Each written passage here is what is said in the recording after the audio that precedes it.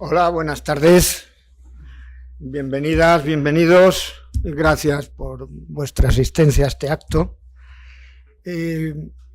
Para mí hoy es un placer estar aquí con vosotras, con vosotros y sobre todo compartiendo mesa, aunque de momento no mantel y esas cosas, pero bueno, con el amigo Carlos Taibo, ilustre profesor de ciencia política, hoy en estado de júbilo, ya un poco de júbilo, estado de jubilado, y bueno, autor de numerosos trabajos, artículos, libros, varios de los cuales los tenéis aquí en la contraportada del libro y por lo tanto yo no voy a perder tiempo en leéroslos. Y divulgador incansable de lo que se ha de llamar teoría del decrecimiento y el colapso, ese peligro inminente al que nos arrastra el progreso y el desarrollismo. Bueno, hoy me imagino que Carlos Taibo nos va a hablar de anarquía para jóvenes y para algunos que evidentemente ya no lo somos tanto. El libro presenta una anarquía no como una ideología plenamente y perfectamente definida y cerrada, sino como una especie de teoría de pensamiento abierto que con breves pinceladas muy bien trazadas, de hoja y media, página y media, a lo sumo 2, nos permite orientarnos perfectamente, sentar las bases para ampliar nuestros elementos de investigación y de conocimiento, para acercarnos y poder interpretar y entender, comprender una serie de cuestiones que abarcan desde el comunismo de las sociedades primitivas hasta la tecnodemocracia actual con su inteligencia artificial, pasando por las ideologías que han alimentado el movimiento obrero y sus revoluciones, en fin, la situación en Rojava o en Chiapas, el anarcofeminismo, etcétera, por poner solo algunos ejemplos de los muchos que trata.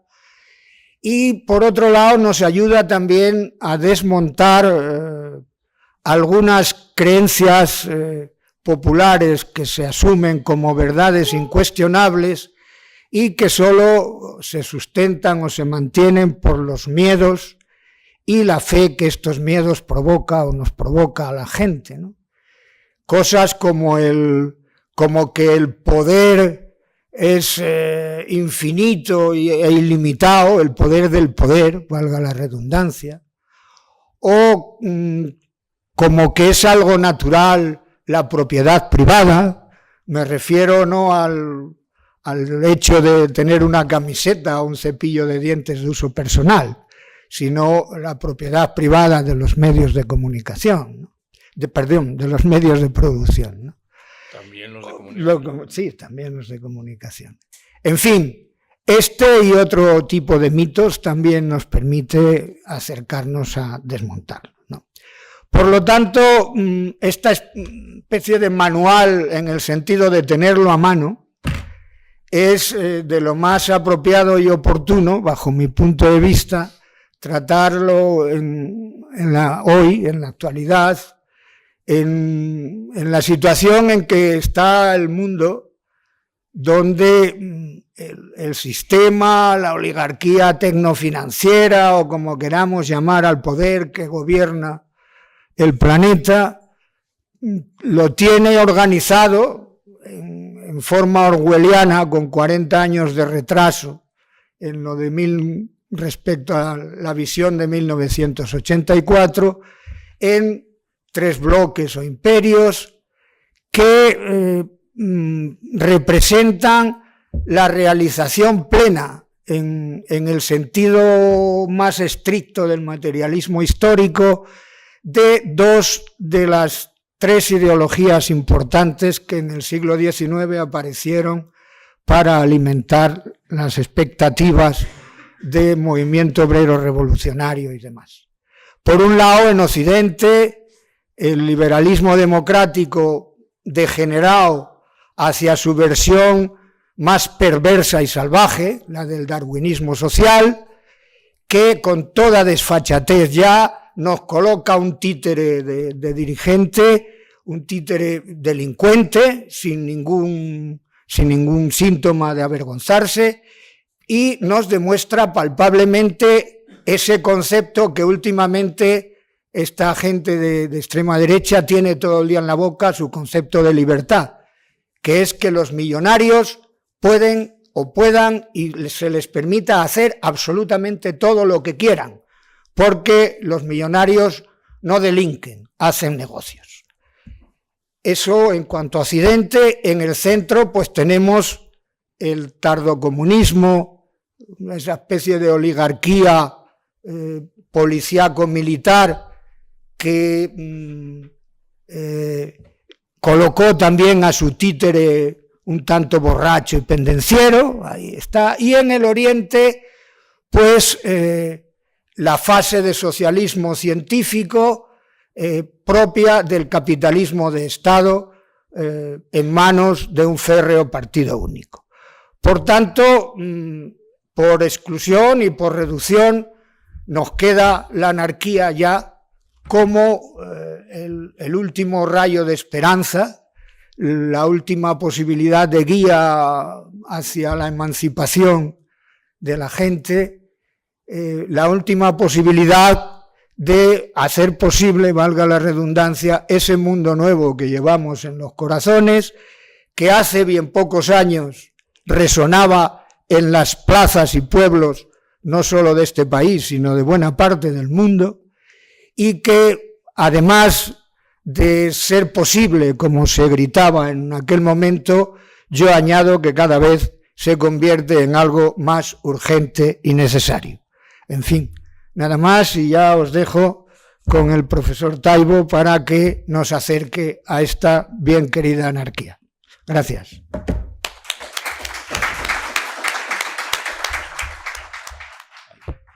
Muchas gracias, amigo Palacios, por tus palabras de presentación, y gracias que extiendo a la FAL por invitarme una vez más a presentar. Esta es la primera presentación, uno de mis libros. Debo confesaros que sospecho que hoy habéis venido engañados, e intento explicar por qué. El título de este libro es Anarquía para jóvenes y para quienes no lo son tanto. Como quiera que la obra se presenta en el local de la Fundación de una fuerza anarcosindicalista, parecería lógico que el grueso de mi atención se concentrase en lo de la anarquía. Pero yo prefiero hoy hablar fundamentalmente de los jóvenes, del receptor presunto, probablemente poco real, de esta obra. Intento explicarme. Este libro tiene 3 capítulos. El primero, y el más largo, las 3/4 partes de la obra, configuran lo que con demasiados elogios acaba de señalar el amigo Palacios, una visión personal de qué ocurre hoy con las ideas y con las prácticas anarquistas libertarias.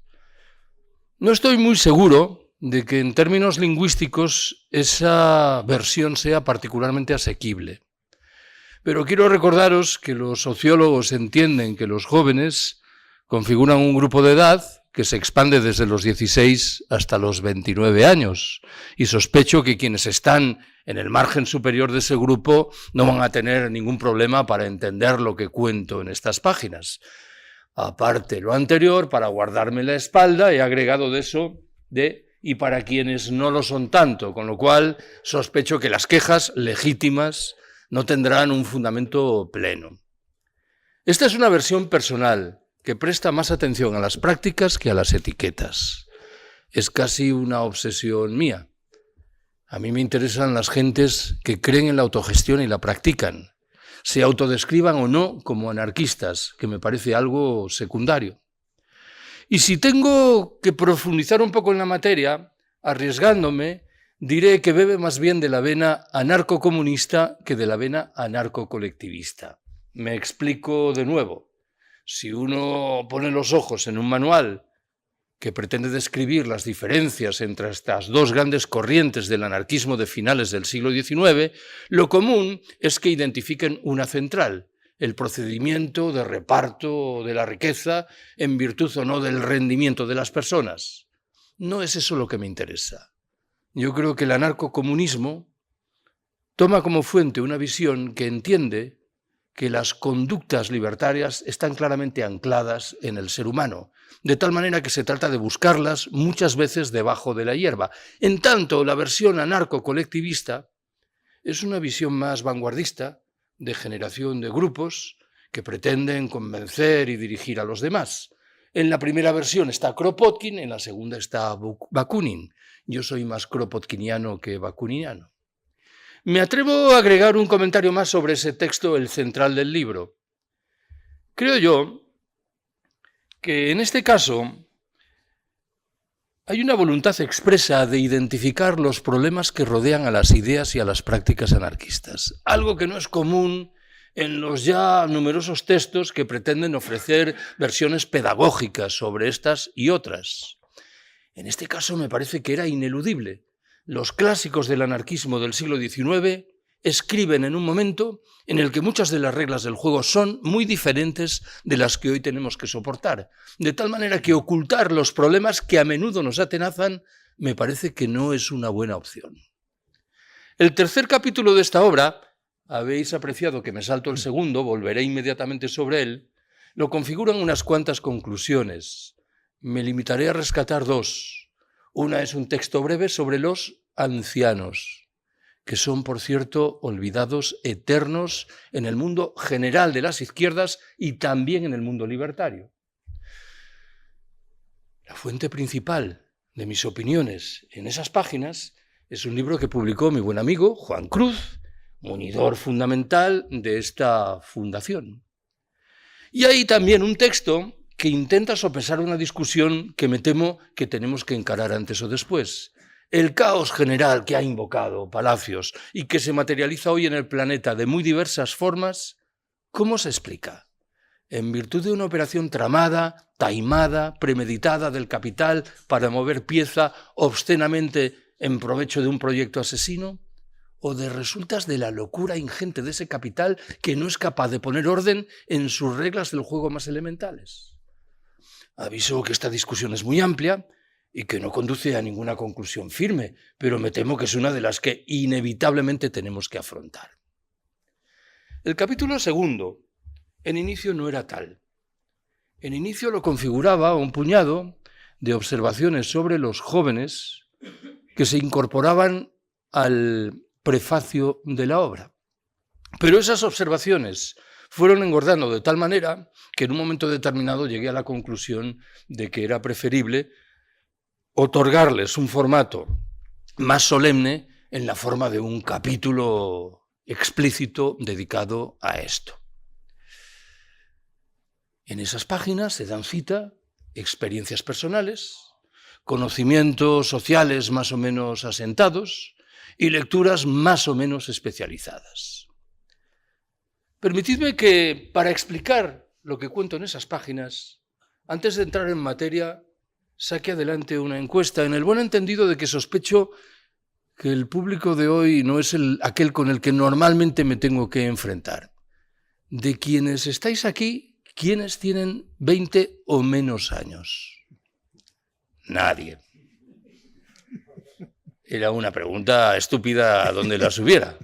¿Quiénes tienen entre 21 y 30 años?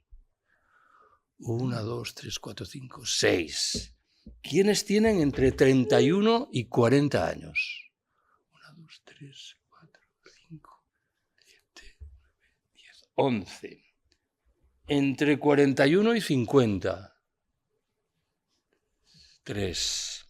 Entre 51 y 60. 2, 3. Hay quien se está quitando años, ¿eh? Y más de 60. 8. Bueno. comprado una libreta para las presentaciones de este libro porque me interesan estas estimaciones estadísticas y evaluar por qué eventualmente en cada lugar la composición en términos de edad del público es distinta. Voy a transmitiros 15 ideas, no os asustéis, son todas muy breves. ¿Cuál es la primera?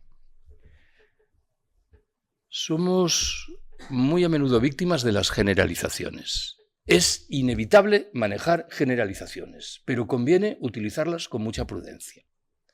Pongo algún ejemplo de lo que quiero decir. He oído 1000 veces, los jóvenes no leen. Vaya, pareciera como si los integrantes de mi generación leyeran todos compulsivamente. Pues no es así. Yo tengo muchos amigos que no leen absolutamente nada. Del otro lado de la trinchera, he escuchado muchas veces una observación sobre la generación o las generaciones del llamado baby boom, la mía. La observación viene a decir, habéis tenido una vida muy cómoda. Encontrasteis trabajo con mucha facilidad. El trabajo era razonablemente estable. Pudisteis comprar una vivienda en condiciones llevaderas. Cuando quisisteis, creasteis familias. Esto ocurrió con todos los integrantes de las generaciones del baby boom. Con toda certeza, no. Pero al margen de lo anterior, el escenario no era tan idílico. Salíamos de una dictadura y esa dictadura sigue ejerciendo influencias notables sobre nuestra cabeza. Los trabajos que conseguíamos no eran precisamente una bicoca. El sistema educativo que padecimos era lamentable. Nuestra formación en lenguas limitadísima. Hemos tenido que asumir con el paso de las décadas ejercicios de adaptación tecnológica extremadamente complejos. Apenas viajábamos. Yo tengo una hija con 30 años. Cuando tenía 20, un buen día pensé qué países conocía yo con 20 años y qué países conocía ella.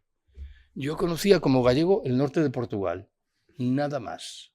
Mi hija con 20 años conocía 15 o 20 países. Bueno, esto obliga a resituar los conceptos porque su perfil no es nada claro. Digo esto con una vocación expresa, la de subrayar que mi conocimiento sobre lo que ocurre con los jóvenes, pese a mi esfuerzo de los 2 últimos años, es muy limitado. De tal manera que tengo que poner mucha prudencia en las afirmaciones. En realidad, en cierto sentido, este podría ser un acto más patético de lo que es, porque yo pensaba que alguien que tiene 68 años, ¿tú cuántos tienes para? 71, se iban a dirigir a un grupo de gentes entre el cual no iba a haber ningún joven en propiedad, de tal manera que íbamos a discutir con los jóvenes, sobre los jóvenes, patéticamente gentes que no somos jóvenes. El público limita un tanto este fenómeno, pero no mucho. Segunda observación que quiero haceros. En la década de 1990 y en la siguiente, los cursos en las universidades españolas duraban de octubre a mayo. Tenía uno mucho tiempo. Y yo normalmente dedicaba una clase al mes a un debate sobre una materia que elegía el alumnado. Recuerdo que en uno de aquellos cursos, las primeras sesiones de ese debate se ajustaron al eje izquierda-derecha. ¿Qué sé yo? Una intervención norteamericana, la enésima en el Oriente Próximo, el estado de la sanidad pública. Aunque yo oficiaba de moderador, le prestaba atención, cómo no, a quienes intervenían y me fui haciendo una composición de lugar de quienes estaban en la izquierda y quienes estaban en la derecha. En la segunda parte del curso, supongo que de nuevo por azar, el alumnado decidió discutir sobre materias vinculadas con la moral individual. Las drogas, el aborto. Y debo confesaros que yo salí con la cabeza como un bombo. ¿Por qué? Exagero un poco, pero solo un poco. La mayoría de las personas a las que yo había situado en la izquierda, cuando les tocaba pronunciarse, por ejemplo, sobre el aborto, rechazaban el aborto de manera drástica. ¿Cuál era la explicación? Supongo que está a vuestro alcance. Quienes había identificado como izquierdistas eran cristianos que defendían determinados valores y que, cuando tenían que pronunciarse sobre el aborto, reflejaban la visión de la jerarquía católica. decidí en aquel momento ratificar la conclusión de que debía esquivar conclusiones firmes en relación con la gente joven. Tercera observación. Fue también en aquella década, igual en el mismo curso que acabo de invocar. Yo tenía el hábito de pedir 2 voluntarios o voluntarias que reflejasen en esos debates posiciones enfrentadas.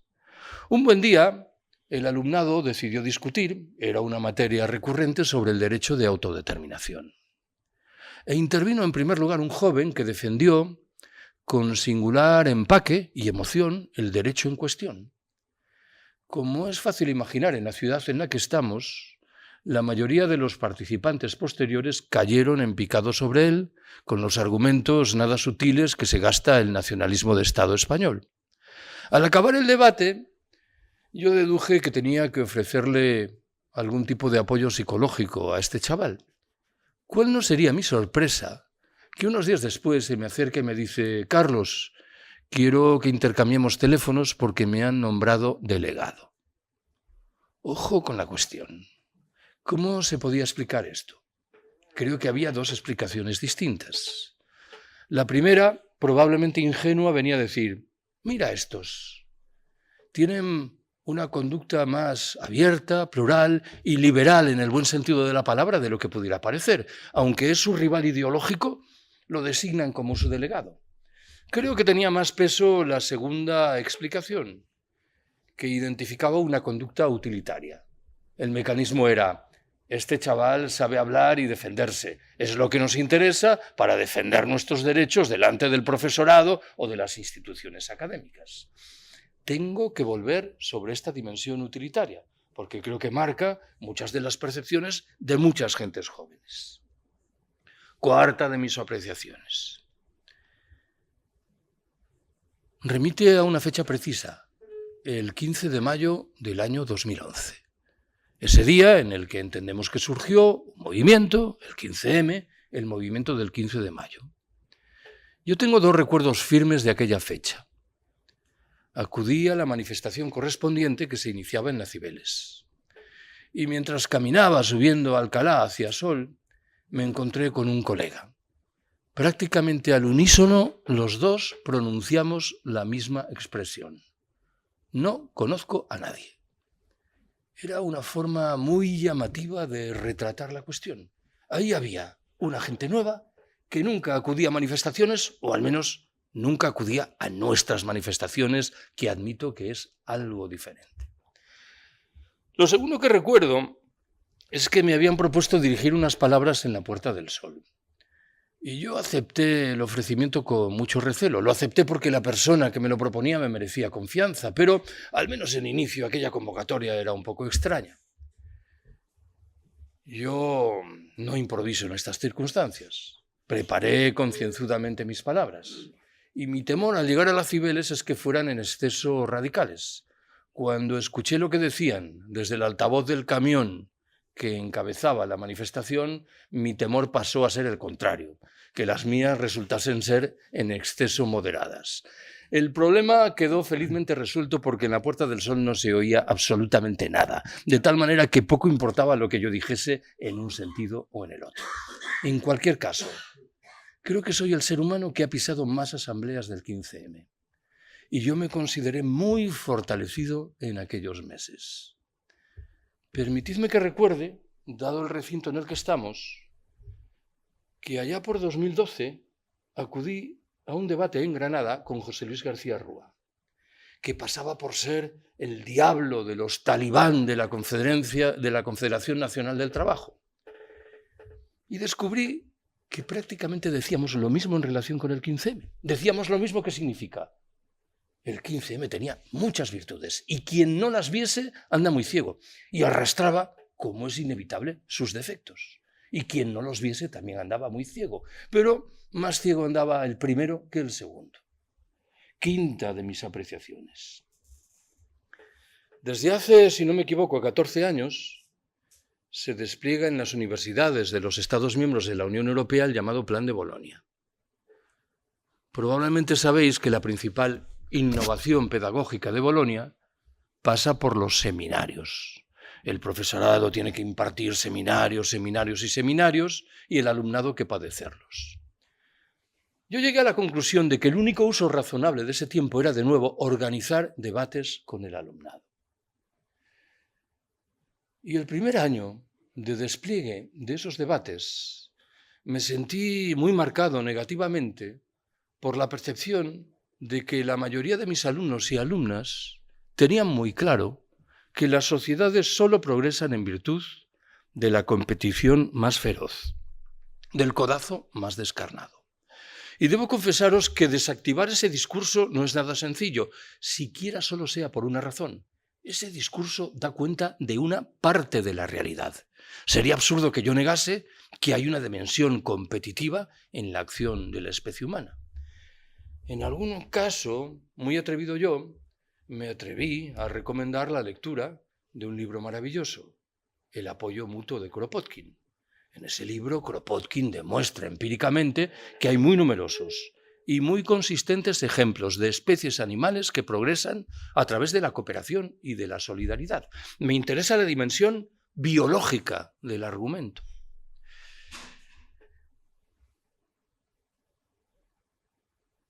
He contado muchas veces que el primer año de aplicación de seminarios de Bolonia yo tenía un mal hábito que consistía, al final de cada seminario, en formular una pregunta que debía ser respondida a brazo alzada.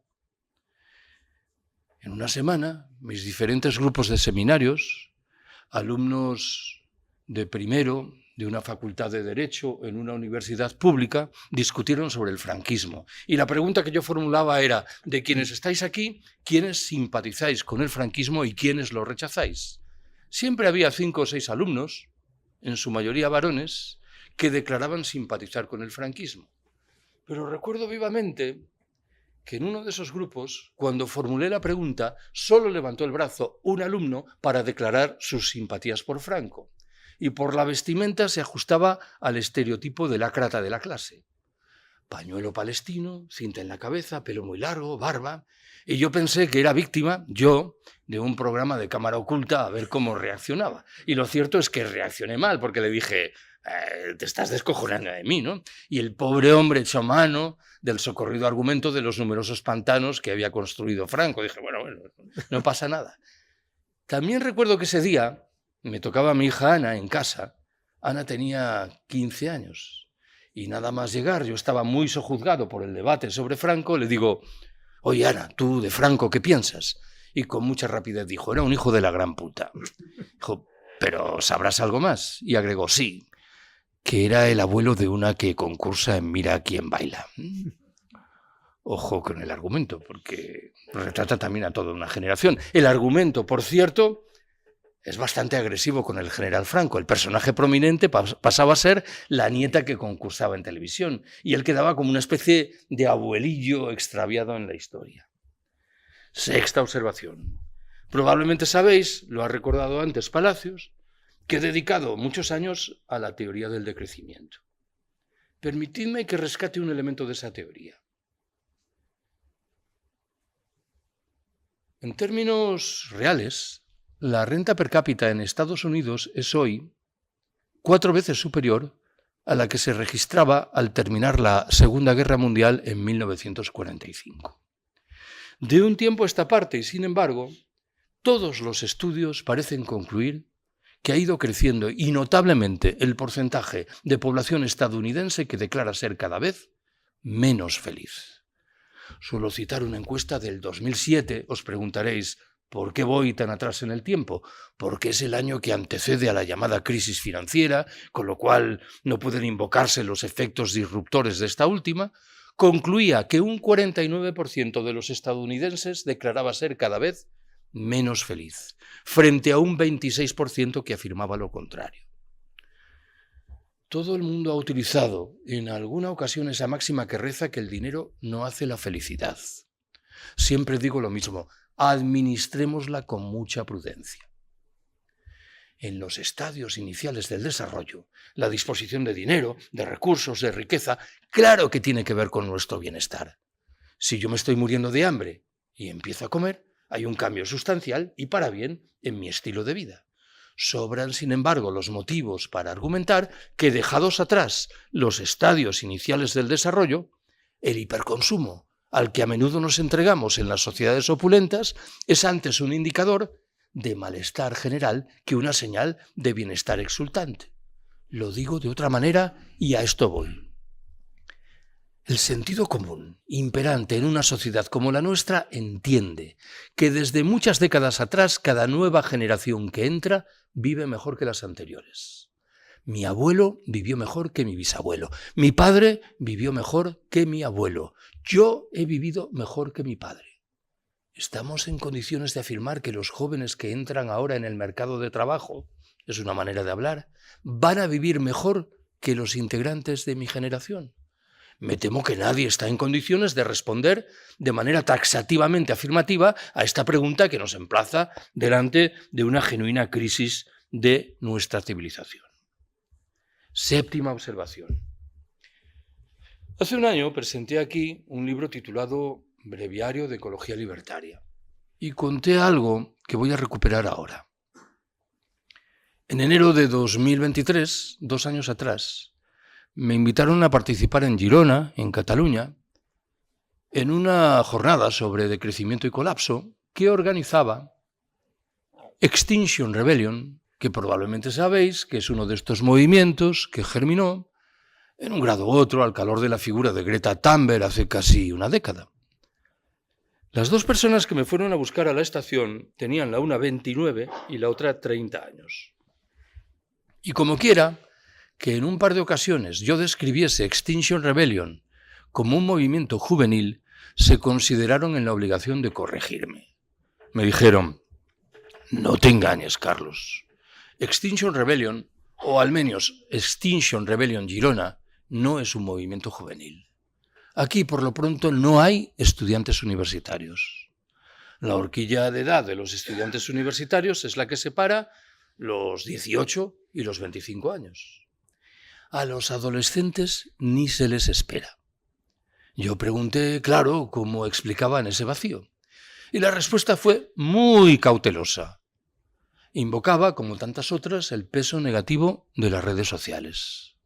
Hablaba de muchos adolescentes que pasan muchas horas al día delante de la pantalla de un ordenador o de un móvil, al amparo de procedimientos de socialización que no parecen los mejores. Nuestra generación se socializó en los bares, para bien y para mal, porque tenía sus ventajas y tenía sus inconvenientes, pero al menos había un principio de socialización, de relación humana. Cuando yo me topé con ese escenario, fue cuando empecé a pensar en estas materias y procuré alejarme ciertamente de cualquier ejercicio de demonización de los jóvenes. Estoy hablando, no lo olvidéis, de una generación que disfruta de una información prolija sobre la crisis ecológica. Ciertamente una información marcada indeleblemente por los derroteros de la Agenda 2030, que es una simplificación dramática, pero que tiene pleno derecho a reprochar a las generaciones anteriores por lo que hemos hecho, o más bien por lo que no hemos hecho. Me parece, en cualquier caso, que esta discusión obliga a plantear perfiles de acción organizativa que no son nada sencillos de determinar. Octava observación que quiero haceros. Cuando me he enfrentado con estos debates, he llegado a la conclusión simbólica de que aquí hay un objeto malvado y otro benigno. El objeto malvado son las redes sociales que acabo de mencionar, que se convierten en una macroexplicación de casi todo, y el objeto benigno son los libros. En el capítulo de conclusiones hay un epígrafe relativo a los libros. Empezaré por lo de los libros. Yo tengo la impresión de que para muchos jóvenes un libro es un objeto a la vez extremadamente simple y extremadamente complejo. ¿Por qué simple? Porque no tiene pestañas. No puede andar uno aquí marcando e ir cambiando para ver una ilustración, lo que significa un nombre. Parece que dedicamos 10 segundos a cada página web que vemos. Imaginaos qué tipo de profundidad puede exhibir nuestro conocimiento sobre la base de un tiempo como este. Pero es al mismo tiempo un objeto complejo porque reclama concentración. Y si además el objeto tiene muchas páginas, no es el caso de este, pues el problema se acrecienta más. Una de las lecturas serias que asumí lo era sobre los efectos cognitivos de las tecnologías digitales. Me vais a permitir que los mencione de manera muy sucinta, si lo encuentro. A ver.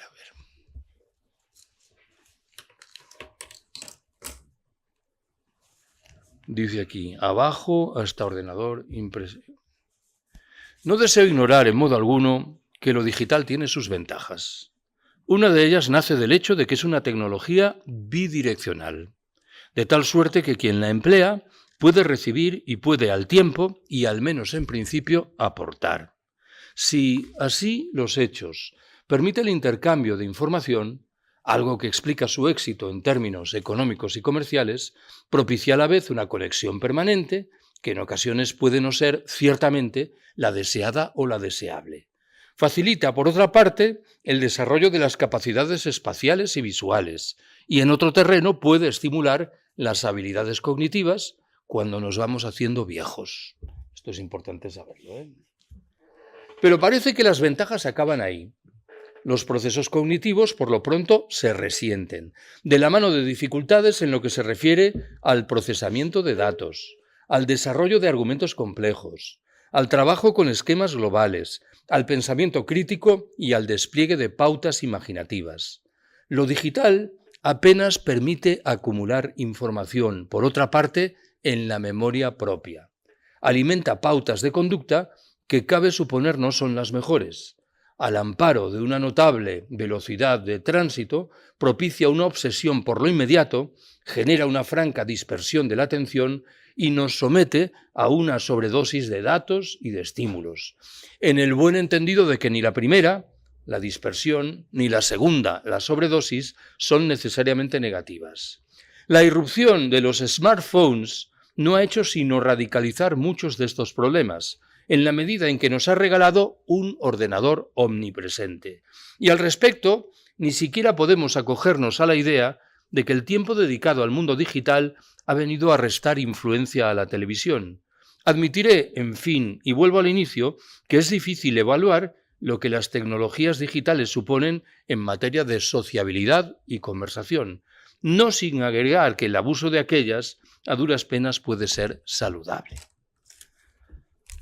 Va la novena de mis observaciones. Me gustaría prestar una atención sucinta a algunos de los tópicos que se manejan en estos debates. Uno de ellos dice que los jóvenes están inmersos en una permanente orgía de consumo y de hedonismo. ¿En qué jóvenes están pensando? Que esto existe es innegable, pero todos los jóvenes están inmersos en esa orgía. Otro de ellas asume la forma de un comentario que he escuchado muchas veces en labios de colegas en la universidad. Se quejan y dicen, es que los jóvenes no participan en los debates, carecen de espíritu crítico, no leen. Siempre que he escuchado comentarios de este cariz, me he levantado como en un resorte y he dicho, si esto es verdad, y probablemente en alguna medida lo es, la culpa es nuestra.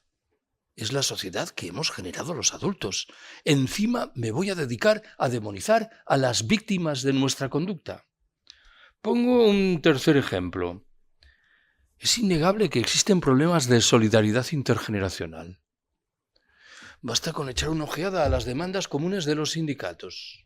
Voy a excluir a este, pero ni siquiera estoy seguro de que quepa excluirlo. ¿Por qué?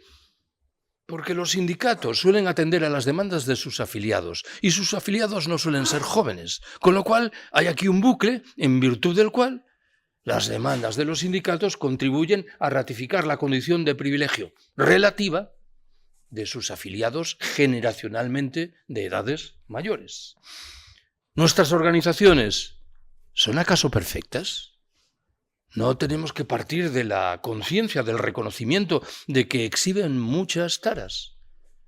Igual no se trata tanto de atraer a los jóvenes hacia nuestras organizaciones como de acudir nosotros a las organizaciones de los jóvenes. Esto tampoco es un ejercicio particularmente subversivo, simplemente es una asunción de que a nadie le falta por completo la razón. En fin, os dije antes que yo tengo una hija, Ana, con 30 años. Tiene un bar en la zona de la Latina, perdonadme este ejercicio de publicidad gratuita. Y yo recuerdo que hace como 3 meses mantuve con ella una conversación sobre estas cosas. Le dije, Ana, ¿tú ves diferencias notables entre la gente de 30 y la gente de 40 años? Y me respondió, no, las veo entre los de 30 y los de 20. ¿Y por qué? Y la respuesta era una respuesta tramada, no surgía de la improvisación. Dijo, a ver, papá, los que tenemos 30 años no hemos estado inmersos siempre en las redes sociales. No nacimos en las redes sociales. Nos incorporamos a las redes sociales cuando éramos unos adolescentes, cuando teníamos 12, 14, 16 años. De tal forma que hay una parte de nuestra vida que no se ve indeleblemente marcada por la lógica de las redes sociales. Y a continuación le dije, pero a tu bar va gente de 20, 21, 22 años. Y me dijo, no, nadie. ¿Y por qué? Y yo esperaba una respuesta del tipo, bueno, el tipo de recinto, la música, el público. La respuesta me dejó de piedra. No beben alcohol. Bueno, esta es de nuevo una generalización, pero tenía su significado. Y le dije, ¿por qué no beben alcohol? Siendo el alcohol una cosa tan saludable. No le dije eso, pero vamos, fue lo que yo pensé. Y me dijo, a ver, papá, es que el estereotipo de joven que reivindican las redes sociales es alguien estilizado, guapera, sano, de tal manera que lo del alcohol no entra, aunque puedan entrar perfectamente esas bebidas isotónicas que calóricamente son auténticas bombas. 10ª observación que quiero haceros. ¿Cuál entiendo yo que es el escenario general que padecen muchos jóvenes? Lo voy a retratar así. Precariedad, salarios muy bajos, desempleo, obligación de seguir viviendo en el hogar de sus padres, dificultades para reproducirse, si es que tienen la mala idea de hacerlo, pero bueno, esto. Propensión inevitable a buscar otros horizontes geográficos emigrando, problemas crecientes de salud mental, ante todo en los adolescentes. Es inevitable que muchos de estos jóvenes sean pesimistas. Yo no sé qué significado puede tener a los ojos de alguien con 20 o 22 años la palabra pensión. Ninguno. A mí me hace gracia cuando escucho que el sistema de pensiones está a punto de quebrar. Pero ¿cómo está a punto de quebrar? Si la mayoría de quienes tienen menos de 40 años no han cotizado nunca.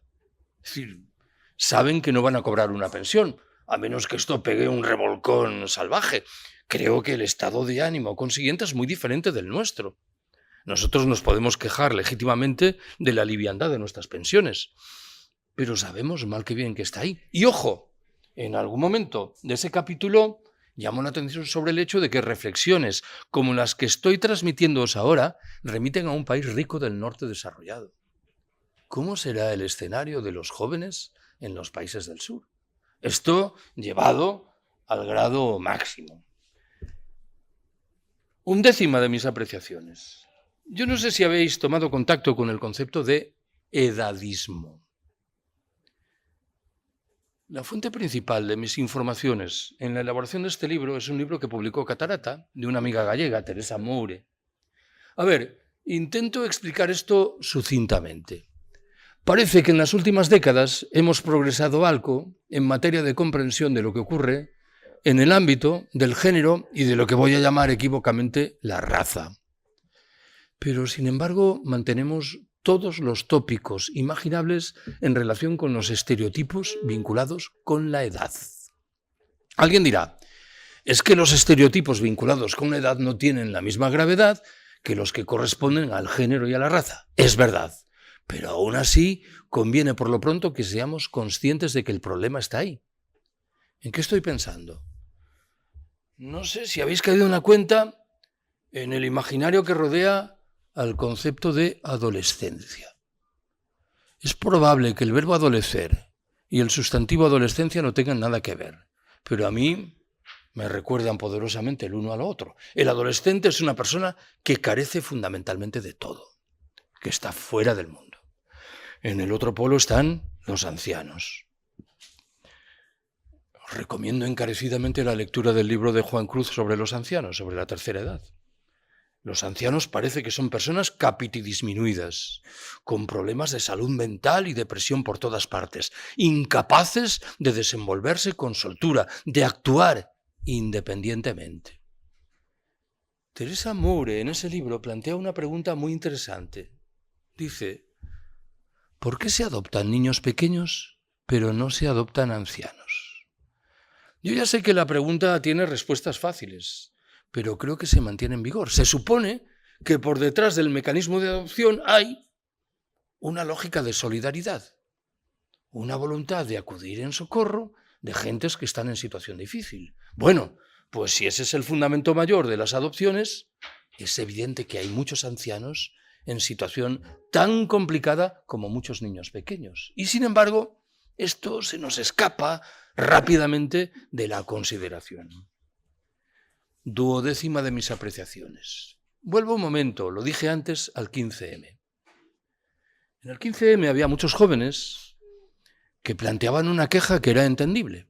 Decían, a mí me explicaron que si estudiaba, si hacía 2 carreras, un máster, si marchaba al extranjero, encontraría antes o después un puesto de trabajo bien pagado. He regresado y no encuentro ningún puesto de trabajo, ni pagado ni bien pagado. Esto es perfectamente comprensible en materia de queja. Lo que ocurre es que en muchos casos la demanda correspondiente se veía acompañada de un discurso meritocrático. ¿Qué significa aquí lo de meritocrático? Es una visión del funcionamiento de las sociedades que entiende que si algunas personas triunfan y otras no, es por su culpa. Las primeras porque se esfuerzan, porque dedican singular energía o porque son muy inteligentes y sagaces. Y las segundas porque no se esfuerzan o porque son tontos. Claro, esta manera de razonar olvida las desigualdades ingentes que marcan nuestras sociedades. Parece asentarse en la imagen del self-made man, del hombre hecho a sí mismo. Esas diferencias marcan poderosamente las opciones. No es lo mismo nacer entre los integrantes de alguien pobre, de una familia pobre, que hacerlo en una familia rica. No es lo mismo ser varón que ser mujer. Y no es lo mismo aquí ser español que ser inmigrante que acaba de llegar.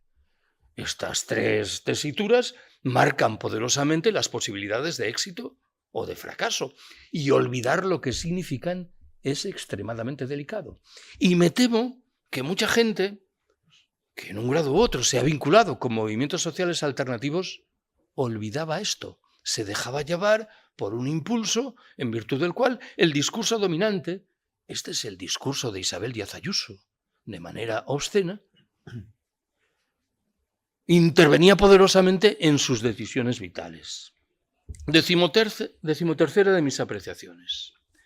Tampoco me gustaría transmitir la idea de que lo que hacemos las gentes mayores carece por completo de sentido. Hay que escarbar en nuestras virtudes también. Me vais a permitir que os proponga un ejemplo de lo que quiero decir. Hace, 3 meses fui a dar una charla a Zaragoza. Y un par de horas antes de la charla quedé con una mujer, 37 años, que estaba haciendo una tesis sobre el 15M. Mantuvimos una conversación muy sugerente y en un momento determinado me explicó que unos meses antes había acudido con su sobrina de 19 años de edad a una charla mía en un pueblo del Pirineo y que su sobrina había quedado fascinada. Ojo, no malinterpretéis.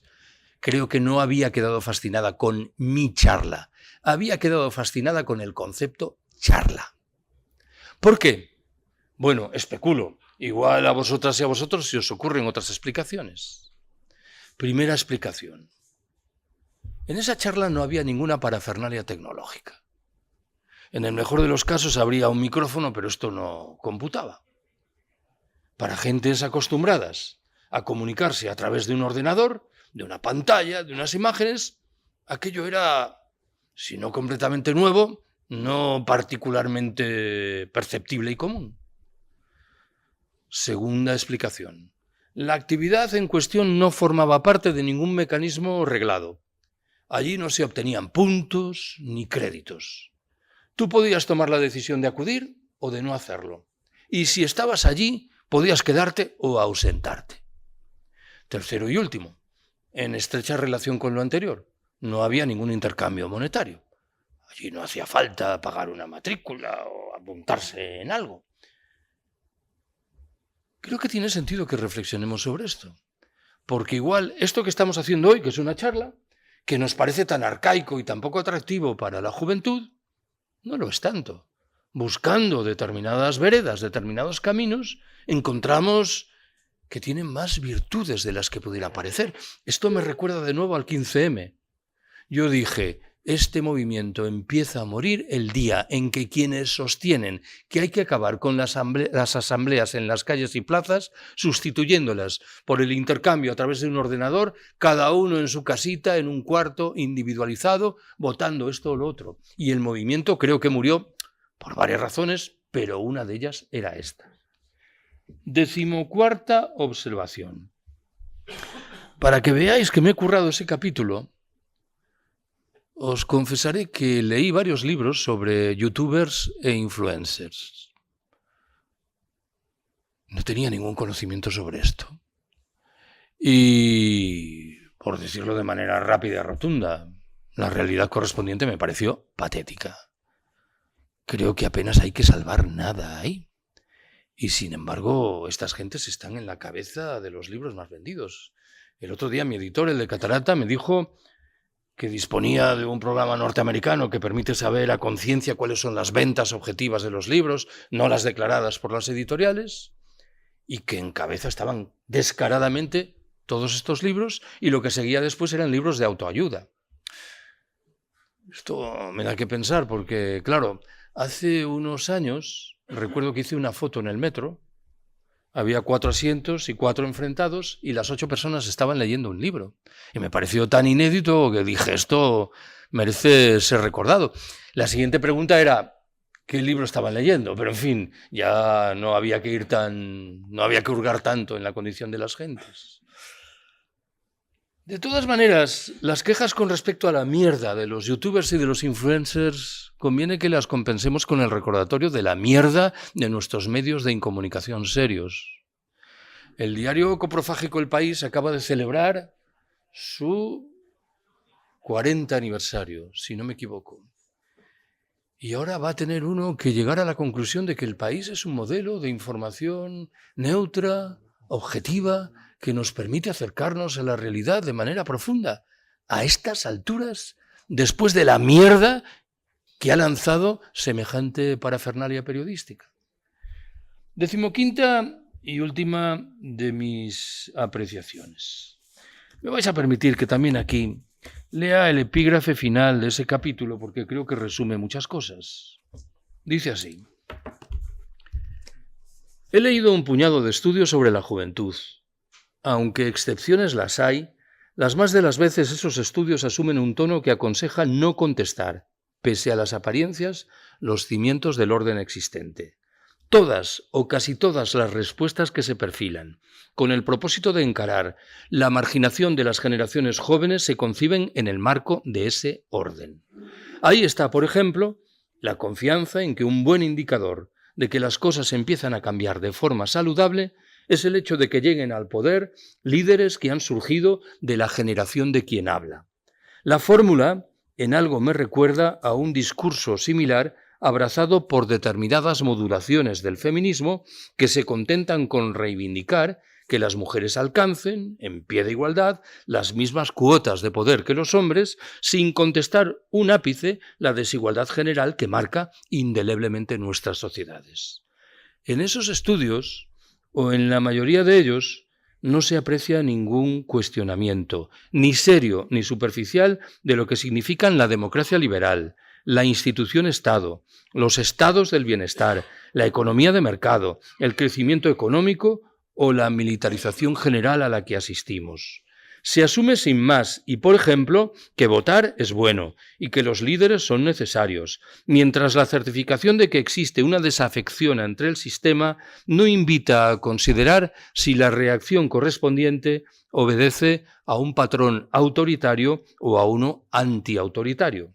Las fórmulas aplicadas me traen a la memoria los proyectos de Naciones Unidas que se proponían acabar con el hambre en el mundo sin contestar en modo alguno los planes de ajuste del Fondo Monetario Internacional. Pareciera como si tuviésemos conocimiento, sin margen para la duda, de lo que es bueno, de lo que nos conviene, de tal forma que todo lo demás se ordenase en torno a ello. Sabemos también, por cierto, lo que debe suscitar nuestra atención y lo que no. Frente a la preocupación muy común entre politólogos y sociólogos, por lo que hay que perfilar para que los jóvenes se integren en plenitud, creo que es más interesante determinar qué hay que hacer para que no se integren en modo alguno. Claro es que la apuesta correspondiente a duras penas merecerá crédito si se limita a reproducir la retahíla que ha puesto en marcha desde muchas décadas atrás la izquierda que vive en las instituciones, y también la que, presunta portadora de una cosmovisión que otorga certezas, reproduce esquemas autoritarios, dirigistas y vanguardistas y parece estérilmente empeñada en transmitir a los jóvenes qué es lo que tienen que hacer. Al respecto, cada vez estoy más convencido de que lo que importan son las conductas y no las etiquetas que a menudo las acompañan. Pues muchas gracias por haberme escuchado y tengo aquí mi libreta para tomar apuntes.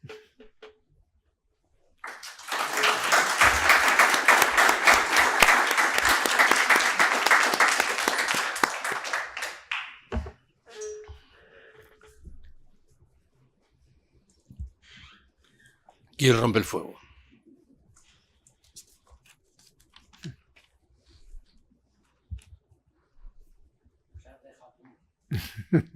No, hombre, seguro que hay muchas materias aquí conflictivas y muchas que he dejado en el olvido, ¿no?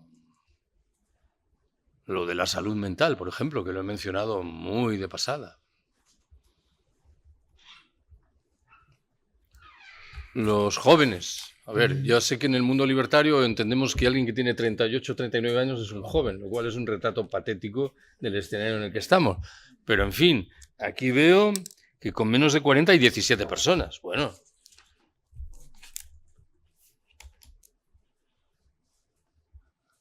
A ver si me voy a haber gastado tontamente el dinero en la libreta y no voy a poder tomar aquí ningún tipo de apunte.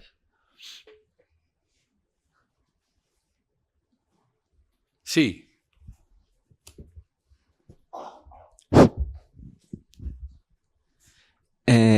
Bueno, gracias por la charla y enhorabuena por el libro. Siento que te hayas tenido que leer libros de youtubers para hacer la bibliografía.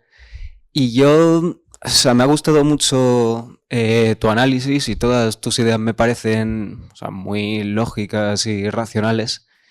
Y te quería preguntar si, o sea, si viendo que el grueso de la población pertenece a, voy a llamarlo clase proletaria, ¿por qué estamos viendo un auge de la ultraderecha si parece que a priori se contradice con la idea lógica que debería tener la gente respecto a lo que le beneficia?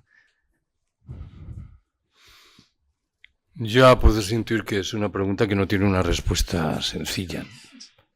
Que hay que invocar, supongo, factores muy dispares.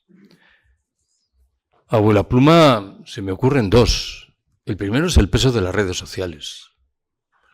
Yo he sugerido antes que sospecho que abusamos de las redes sociales como explicación de fenómenos complejos. Pero en sentido contrario, no quiero rebajar la influencia de las redes sociales. El segundo es la condición y la inercia de la izquierda institucional realmente existente, que yo creo que ha ido allanando progresivamente el camino hacia esas fórmulas de extrema derecha.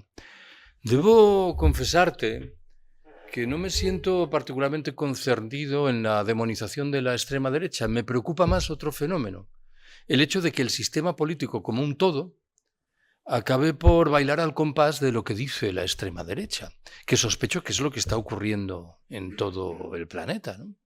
Me preocupa más que las políticas objetivamente desplegadas por el gobierno español en este momento respondan en una dimensión al propósito de responder a la extrema derecha aceptando buena parte de las reglas del juego que la extrema derecha va dictando, ¿no?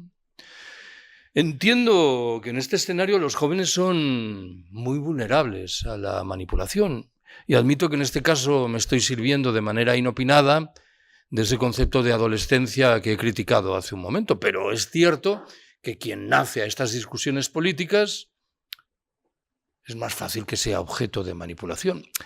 En realidad no sé si es más fácil, porque pareciera como si los adultos no somos objeto de manipulación, ¿no? Pero no acierto a ir mucho más allá. Igual hay una tercera dimensión, que es la de la moda. Recuerdo vivamente que un amigo militante de la CNT en un pueblo de Alicante, hace años, cuando Vox había pegado un subidón electoral, me dijo que en su pueblo muchas de las gentes que habían votado a Podemos en las elecciones anteriores votaban a Vox en esas. A primera vista era un poco sorprendente cómo encajas esto. Pero claro, el encaje venía de la mano del hecho de que quien llega el último y transmite el discurso más provocador, habida cuenta de que el escenario es nefasto, pues se lleva las adhesiones de muchas gentes que no se paran a pensar demasiado en qué están apoyando. Tanto cuando votaron a Podemos como cuando votaron a Vox. Ojo. Y creo que esta dimensión de la novedad igual se traduce con el hecho de que con el paso del tiempo el influjo de la extrema derecha sea menor, pero sin embargo sus ideas marquen poderosamente la deriva de nuestros sistemas políticos. Si los dos sindicatos mayoritarios en España, en fin, son dos maquinarias burocráticas incapaces de protestar ante nada, ¿cómo podríamos imaginar que los jóvenes se sintiesen atraídos por la propuesta correspondiente, ¿no? Y también me preocupa, en fin, y cierro aquí estas observaciones a vuela pluma, que de resultas de todo lo anterior haya muchos jóvenes que se sientan claramente atraídos por el discurso leninista, de la hiperorganización, de la jerarquía, de los simbolismos, en franco olvido de lo que hay por detrás de todas esas manipulaciones también. Pero no acierto a ir mucho más lejos en mis explicaciones.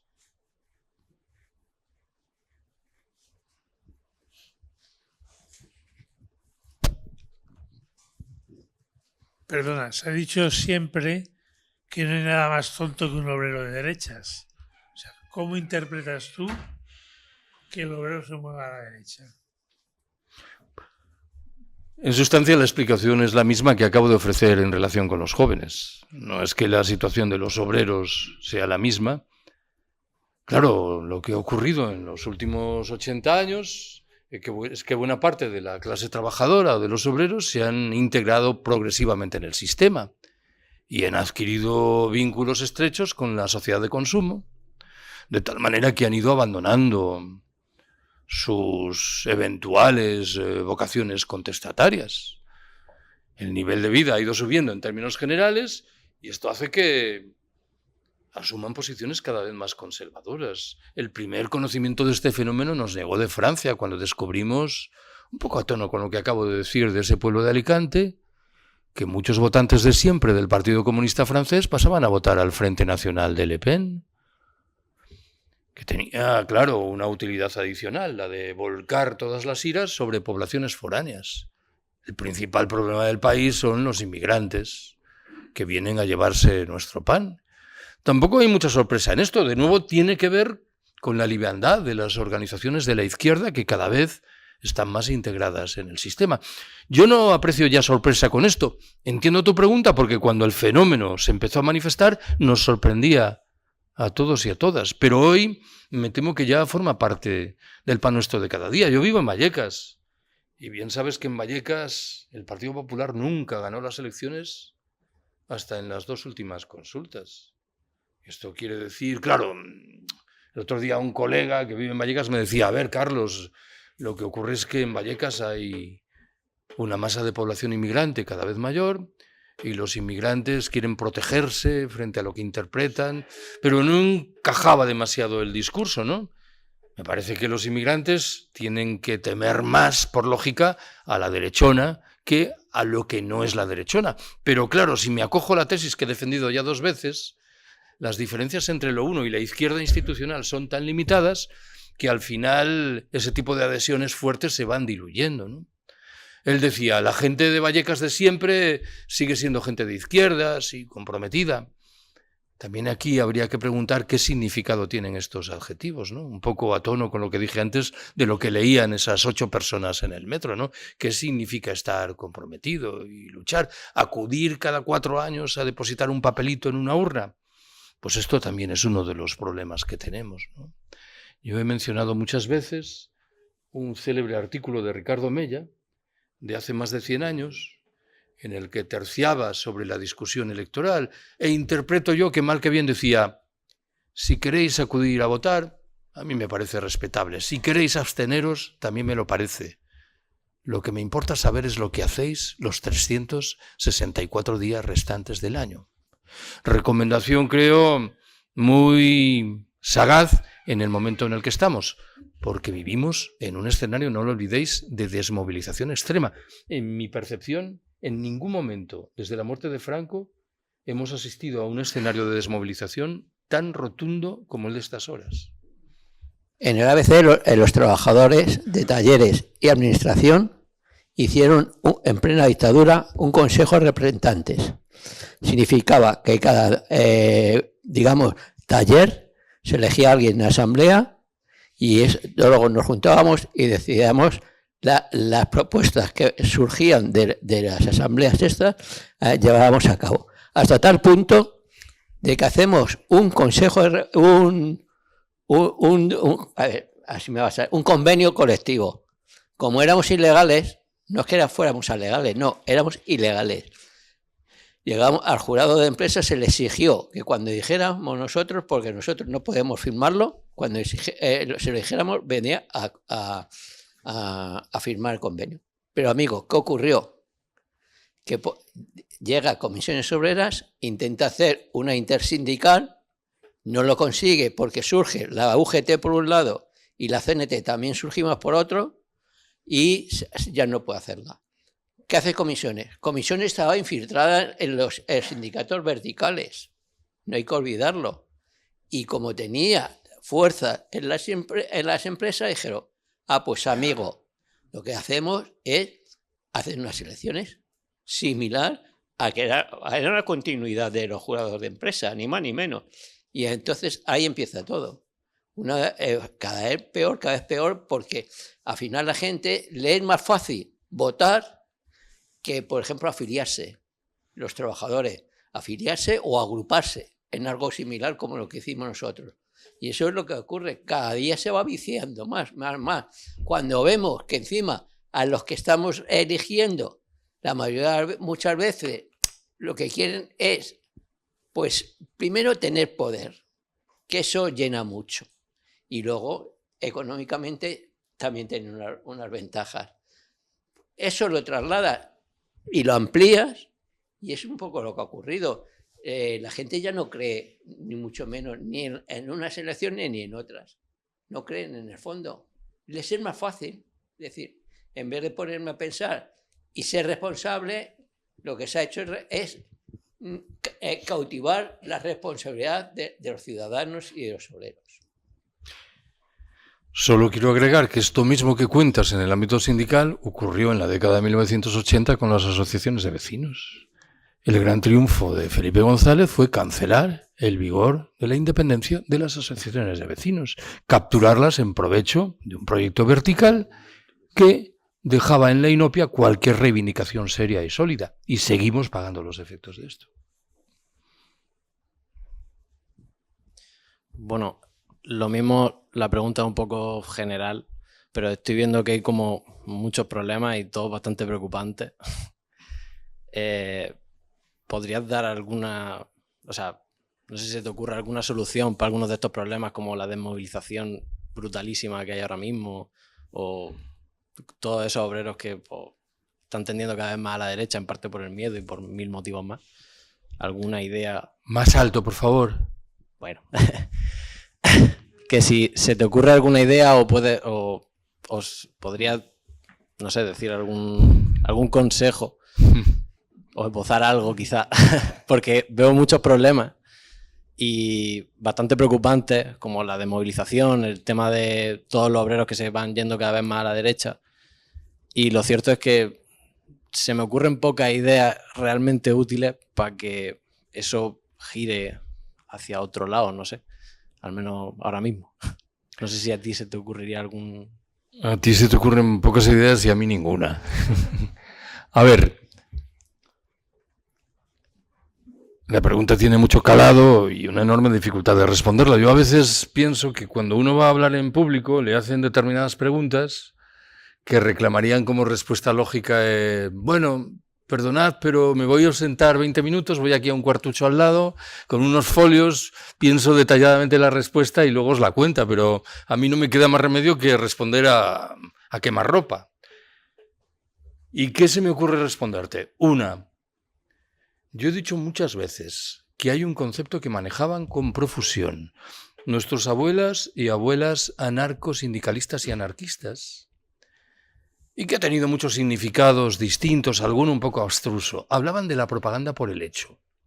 ¿Qué entiendo yo que significa hoy eso? Significa que está muy bien organizar actos como este, publicar libros y revistas, convocar manifestaciones y concentraciones. Pero lo más interesante que podemos hacer consiste en intentar llevar a la práctica de la realidad económica y social nuestras ideas, en demostrar que es posible hacer las cosas de manera diferente. Y en esto debieran desempeñar un papel central los sindicatos libertarios. Y yo creo que infelizmente no lo hacen. No lo hacen porque están inmersos en un sinfín de tareas. Yo recuerdo que he escuchado muchas veces a militantes libertarios del sindicalismo que me dicen: yo vine aquí para construir espacios autogestionarios y me paso el día en un cuartucho asesorando laboralmente a un trabajador o una trabajadora que tiene problemas en su empresa. Segundo elemento, mi tesis, que admito que no es fuerte y que es discutible, es que las cosas van a ir a peor y que se nos echa encima un colapso delicado. Y tengo la firme convicción de que una parte de la sociedad acabará por reaccionar ante esto, de tal manera que no podremos hablar de la desmovilización en los mismos términos en lo que lo haremos ahora. Claro, pervive la pregunta, ¿y esa parte qué va a ser? ¿Un 5%, un 10%, un 30%? Yo he señalado muchas veces que hemos prestado muy poca atención a los grupos de apoyo mutuo que germinaron en los momentos iniciales de los confinamientos hace 5 años. He subrayado que en la mayoría de los casos esos grupos no fueron creados por activistas hiperconscientes de movimientos sociales críticos, que era antes bien la gente común honestamente preocupada por los problemas de sus vecinos y vecinas. Bueno, esto tiene más riqueza de lo que pudiera parecer, no está todo perdido, aunque admito que el argumento presenta muchas aristas delicadas. En esa charla de Zaragoza que mencioné antes, intervino un profesor de instituto y dijo algo muy sensato. Dijo: yo comparto contigo, Carlos, esta vocación de identificar prácticas de apoyo mutuo en la conducta tradicional de nuestros conciudadanos. Pero en Valencia, con ocasión de lo que ocurrió y que tenéis a buen seguro en mente, hubo gentes que asumieron un ejercicio muy retorcido de despliegue de prácticas de apoyo mutuo. Les interesaba el apoyo mutuo supuestamente aplicado en provecho de los españoles. Y esto, con toda evidencia, no es lo que nosotras y nosotros podemos defender. Pero ojo, es que alguien dirá también que dentro de la institución familiar suelen manifestarse lógicas de apoyo mutuo, lo cual me parece muy bien y muy respetable, pero de nuevo no es lo que estamos defendiendo. Con lo cual, colocarlo del apoyo mutuo como el meollo de nuestra acción me parece inevitable, pero tendremos también que precisar con mucho tino qué es lo que estamos defendiendo. Pero en cualquier caso, vuelvo al argumento. Yo tengo la firme convicción de que cuando las cosas se vayan poniendo todavía peor, empezaremos a descubrir que hay gentes que apuestan por respuestas colectivas asentadas en el apoyo mutuo solidario y que lo hacen, ojo, no en virtud de un discurso ideológico, no en virtud de haber leído a Bakunin, a Kropotkin o a Marx, sino de resultas de la certificación biológica de que esas respuestas son mucho más eficientes que el sálvese quien pueda.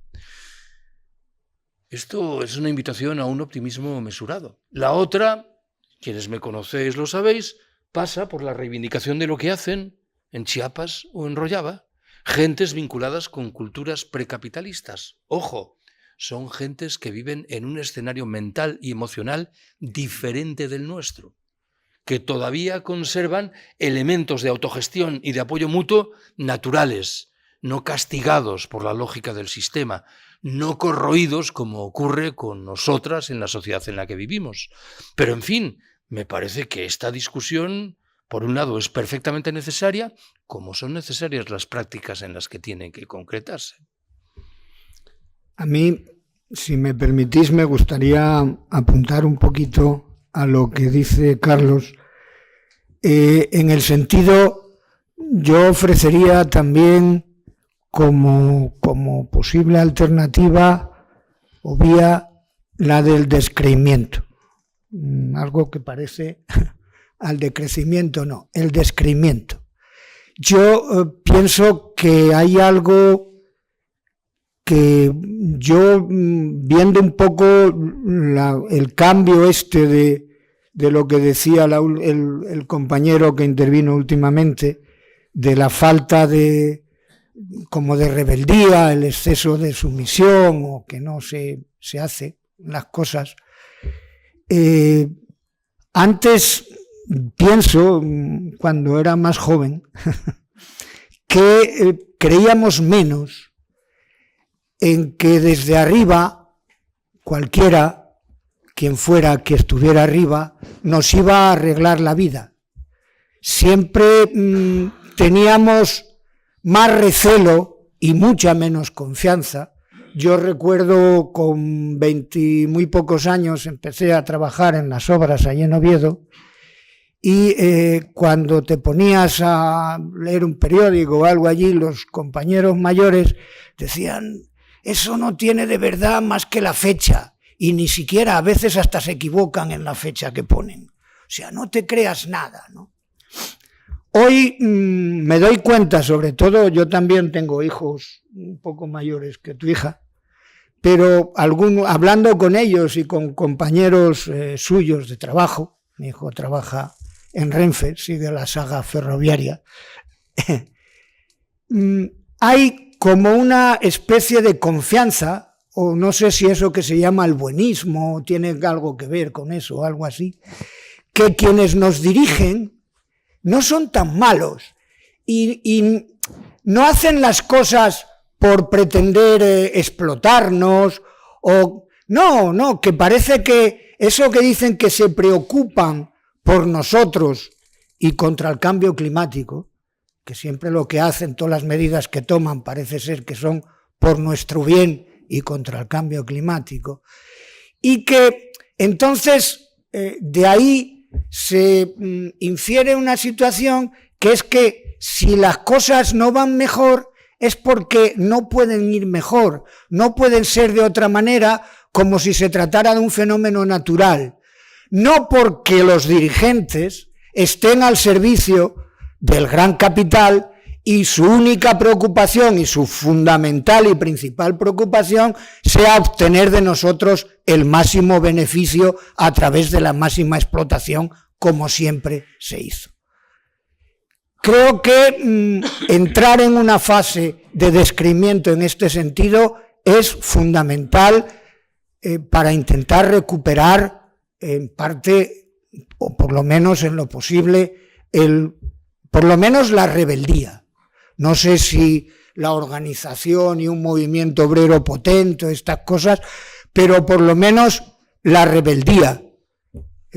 A mí me ocurrió una cosa este verano a nivel personal, que sin querer me vi por ahí en las redes estas, porque iba a hacer un viaje normal a Asturias, a mi tierra, iba con mi compañera, con Pilar, salía de un tratamiento, estaba cansada y tal, y llegué a la estación de Chamartín para coger el tren. Y bueno, aquello, si usáis el tren y vais por allí, es un caos total. En fin, el tren llevaba ya más de 3/4 de hora de retraso, nadie decía nada, nos habían metido allí en una sala donde nos tenían allí amontonados como si fuéramos bultos, equipajes y tal, y allí había un montón de gente, pues como 500 personas o más, asumiendo aquello con una cosa de resignación no cristiana, yo qué sé, resignación estúpida, que a mí me sacaba de quicio, entre otras cosas, porque estaba nervioso, porque mi compañera cansada no tenía ni un lugar donde sentarse. Entonces, bueno, allí le ponía la maleta para que intentara... Tal fue mi situación que no pude más y exploté, ¿no? Y lancé allí un discurso improvisado, cagándome prácticamente en la madre que parió a los gestores del ferrocarril y tal, además denunciando que yo había trabajado 40 años como maquinista en Renfe y cómo era posible que hubiéramos permitido llegar a esa situación y que además nadie dijera nada, nadie hiciera nada y ni siquiera nadie protestara. Era algo, bueno, cuando llegué a Mieres estaba allí toda la familia, los amigos y tal, alucinados, porque ya había salido, alguien grabó aquello y había salido por allí por las cosas, ¿no? Entonces,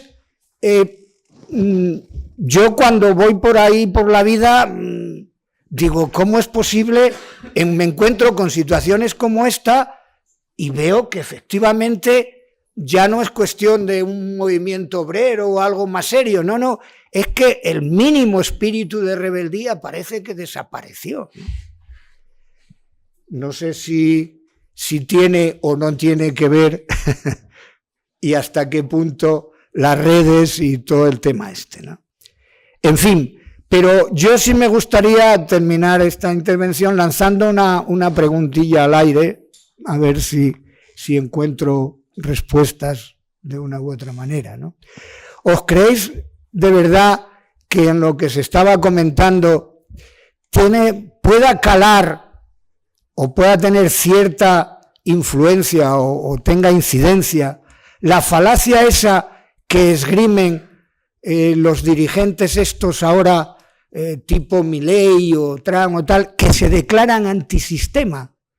¿Creéis que eso puede ser engaño real y puede actuar como gancho? ¿Puede ser que efectivamente un sector más o menos importante de la gente se lo crea? Y que efectivamente eso pueda tener su importancia a la hora de ver ese giro o esa historia de la influencia que están teniendo los movimientos estos de extrema derecha. Es una cosa que dejo ahí como pregunta, ¿no? ¿Se oye esto? Sí. Hola, Carlos. La verdad es que volviendo al tema del que has hablado, fundamentalmente sobre los jóvenes, creo que tengo mucho que pensarlo, porque has hecho bastante defensa, bien, me parece, de la juventud, pero la gente que llevamos muchos años en los movimientos sociales, joder, nos cuesta asumirlo, ¿no? Como estás, te voy a dar unos datos, como estás recogiendo datos, unos datos rápidos.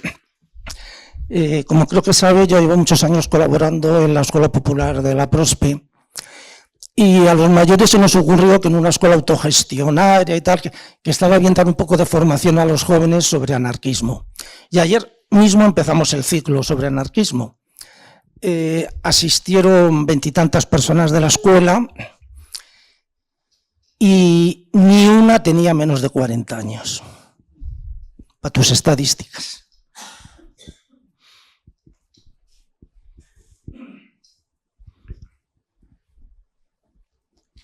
Sí, hola, buenas. Bueno, yo te quería hacer la pregunta de si consideras que las organizaciones o los grupos de carácter anarquista o de ideología, digamos, libertaria, deben hacer por estar presentes de alguna forma en la política institucional o digamos, dentro de las instituciones del Estado, o si para favorecer una agenda de carácter autogestionario y antiautoritario, lo más conveniente es mantenerse fuera de las instituciones formales. Gracias. A ver, no creo que se trate de ser lo más conveniente, es que las palabras tienen un significado. Y una cosa es que uno acepte de buen grado que hay que utilizarlas de manera flexible y abierta, y otra cosa es que traicione el cimiento de ese significado. Yo he dicho 1000 veces que cualquier espacio ganado por la autogestión es un espacio perdido por las instituciones y viceversa. Y no veo ningún motivo para abandonar esta manera de razonar, ¿no? Creo que además, en el momento en el que estamos, no solo se caracteriza por la desmovilización, sino por la demostración palmaria de que desde las instituciones, lejos de contribuir a resolver los problemas, lo que se está haciendo es que esos problemas se enquisten. Me remito al argumento que utilicé antes y que ahora expreso diciendo que, gracias a Vox, se está blanqueando la condición de muchas de las fuerzas del sistema, que parecen estar resistiendo frente a la barbarie, cuando lo único que están haciendo es asumir la lógica de la barbarie. En ese orden de cosas, yo creo que, por esencia, por ontología, las gentes libertarias tienen que seguir peleando por la autogestión desde abajo. Y esto no se hace desde las instituciones. Ojo con esto porque en el libro lo digo. Cuando llegan las elecciones hay compañeros y compañeras anarquistas que se lanzan a una campaña desaforada pidiendo la abstención. Y a mí me parece bien que lo hagan, pero tiene uno que explicar desde dónde pide la abstención. Y yo la pido desde la autogestión. Como creo en la autogestión, rechazo la participación en las elecciones. Pero si simplemente digo que no me parece adecuado lo de las elecciones, es muy fácil que muchos de esos jóvenes completamente faltos de conciencia interpreten simplemente que estoy haciendo un brindis al sol. Así que yo no veo en este caso ninguna razón para modificar esa regla del juego. Lo digo de otra manera, no conozco ningún ejemplo de que desde las instituciones, de manera firme y prolongada, se hayan defendido espacios autogestionados. Y de lo otro, conozco un millar de cómo gentes que pretendían subvertir el sistema han acabado por ser subvertidos por la lógica del sistema.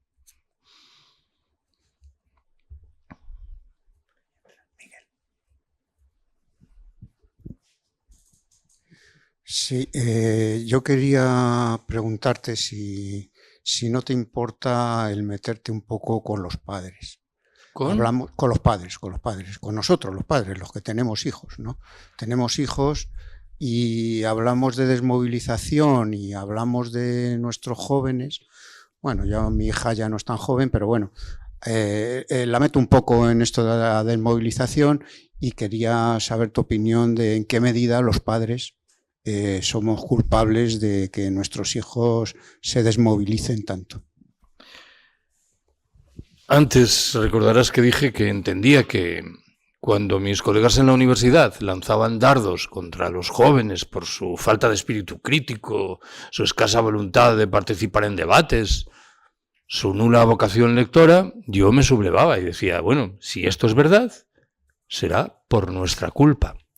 Es verdad que esto de nuestra culpa es un argumento delicado, ¿no? Pero yo creo que la gente bien entendida sabe a qué me estoy refiriendo. Es un argumento parecido al que he utilizado muchas veces cuando subrayo que quienes están asesinando palestinos en Gaza no son los soldados israelíes, somos nosotros. Es nuestro modo de vida que precisa del asesinato de los palestinos. Esto produce sublevación en determinada gente que dice, yo no soy responsable de eso. Tú eres responsable de eso porque te sigues beneficiando de la condición de predominio del mundo occidental, de niveles de consumo mucho más altos que los que se registran en otros lugares. Ya sé que tu responsabilidad no es la misma que la del señor Netanyahu, hasta ahí llego, pero me parece que conviene que demos cuenta de los efectos. Antes dije, en unos casos de nuestra conducta y en otros de la omisión de conductas. Una de las preguntas que durante décadas se hicieron entre las generaciones aquí en España era ¿tú qué hiciste durante la guerra? Pues yo creo que deben empezar los jóvenes a preguntar lo mismo en relación con la guerra ecológica contra el planeta. ¿Vosotros qué hicisteis durante esta guerra? Y la respuesta más común, la honesta, dirá: seguimos consumiendo como si nada pasara, emitimos bonitas palabras y separábamos la basura, pero al final no hacíamos nada, ¿no? Y por eso creo que conviene poner el dedo en la llaga de nuestra responsabilidad. Esto, claro, tampoco puede traducirse en liberar de responsabilidades a las gentes jóvenes. Lo que pasa es que su capacidad de tomar decisiones libres es mucho más reducida que la nuestra. Ya tendrán tiempo de hacerlo, ¿no?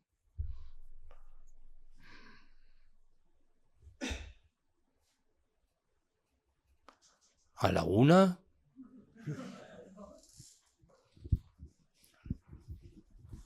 Bueno, yo quería hacerte una pregunta en torno a lo de la juventud.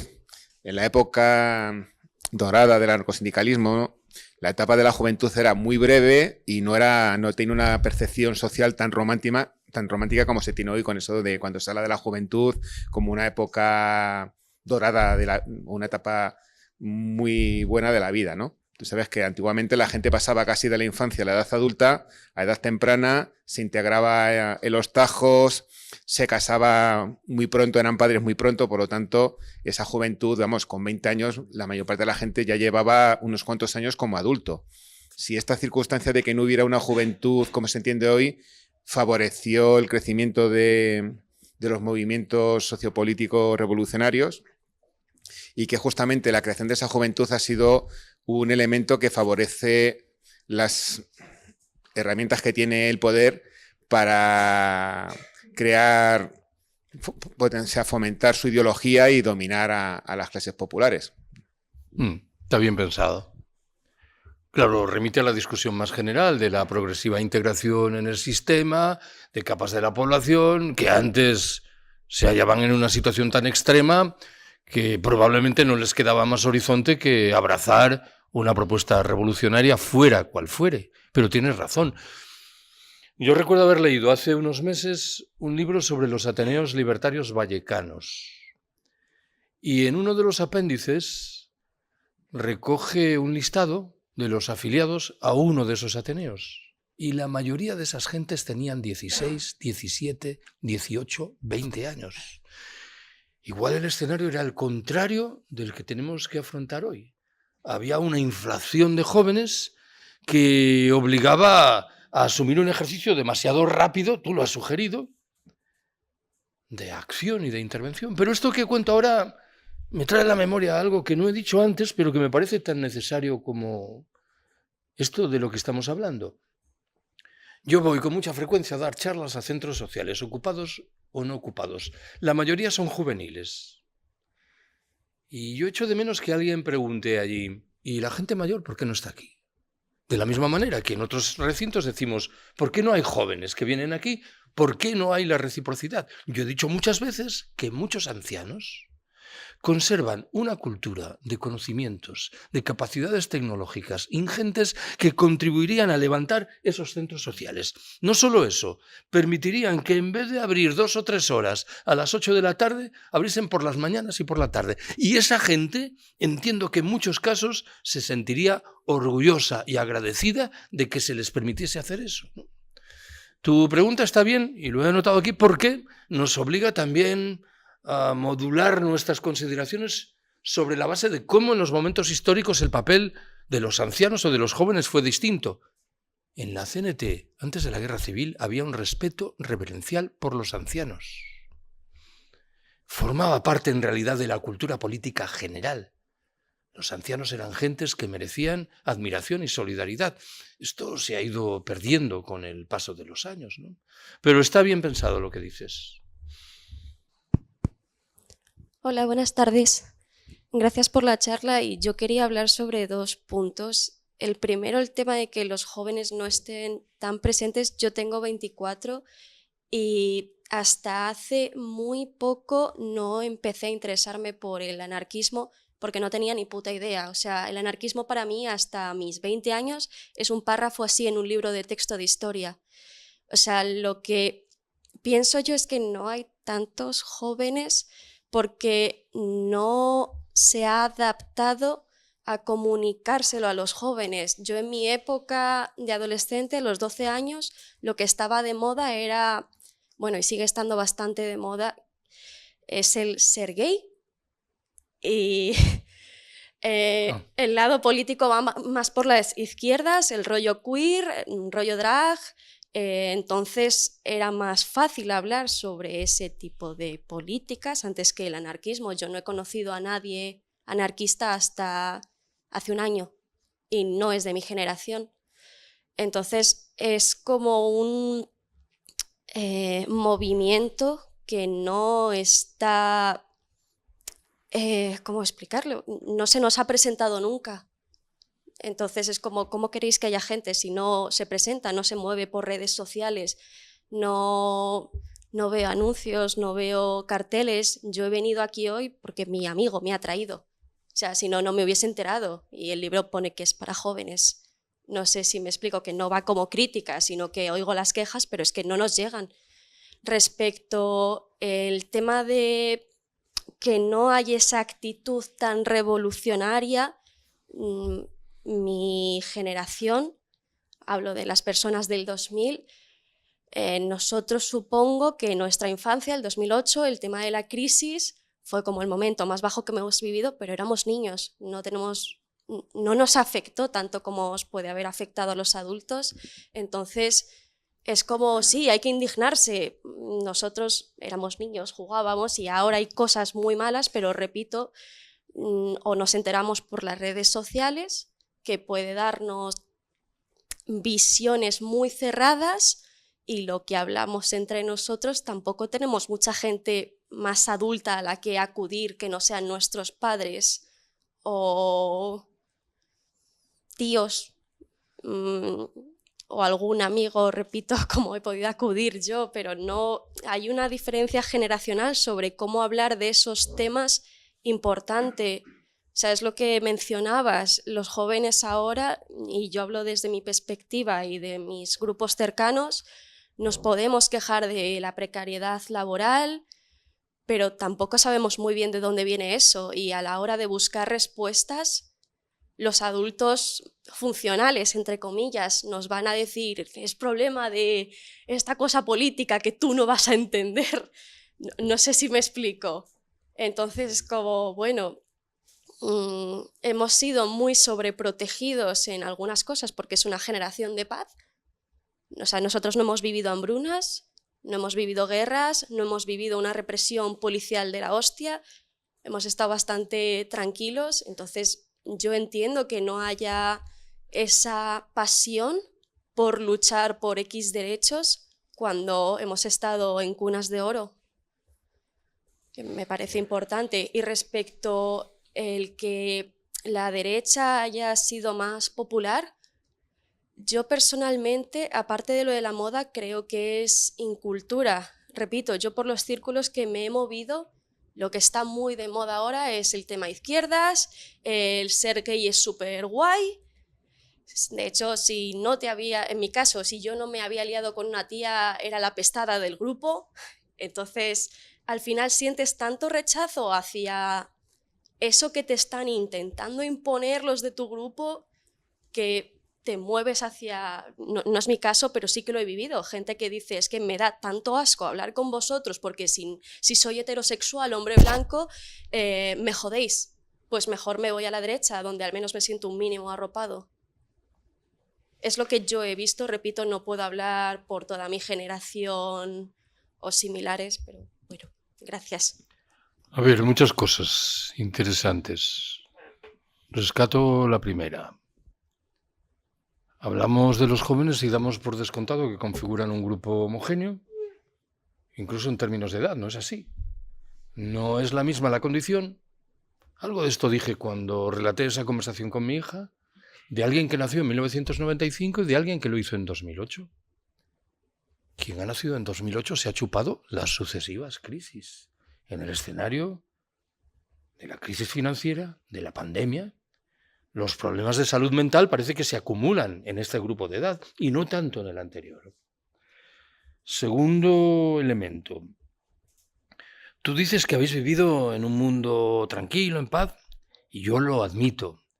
Pero ojo, es vuestro mundo lo que tenéis delante de los ojos. Y sin embargo, en sentido contrario, lo que hay fuera de nuestro espacio de comodidad es un mundo en guerra permanente, una tras otra.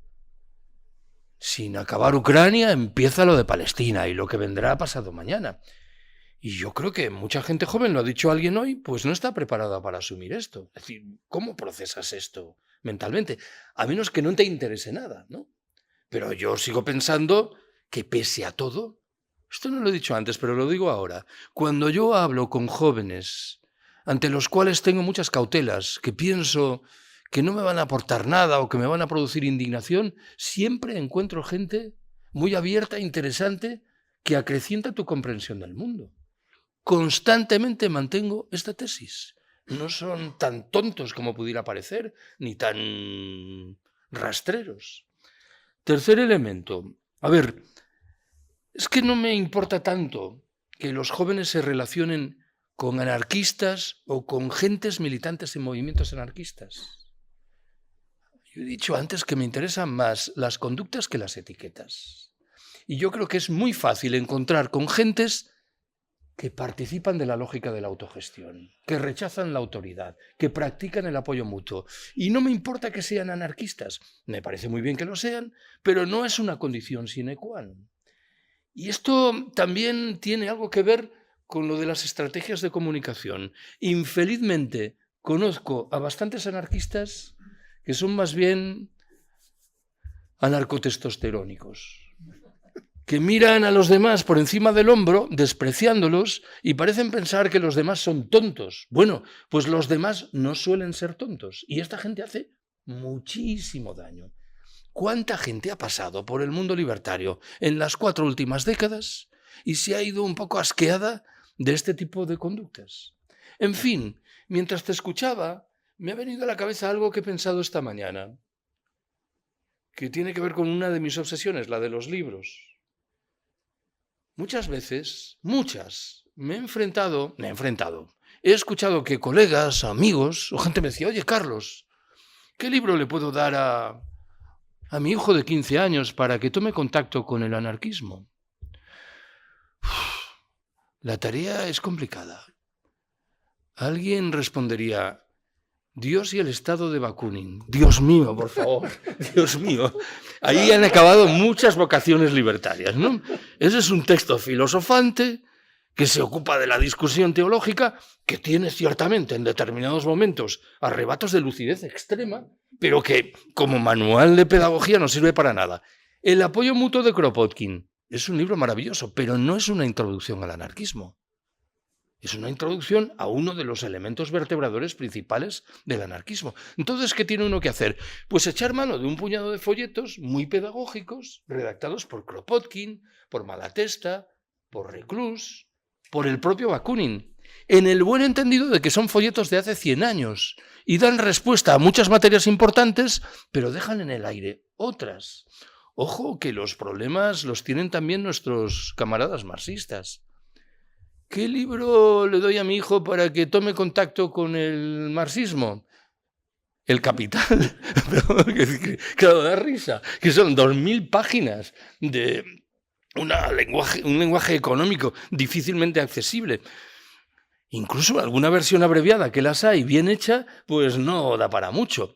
El Manifiesto Comunista. Yo creo que a Marx y Engels les daría hoy vergüenza el Manifiesto Comunista, ¿no?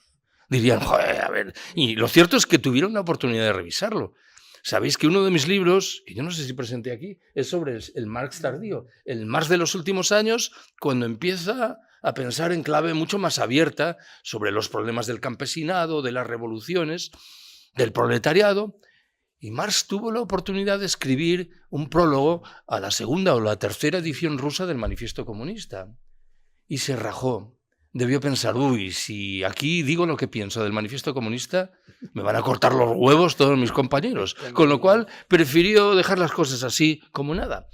Nos faltan materiales en este terreno. Y ojo, este libro no va a resolver el problema, ¿eh? Ya os lo aviso.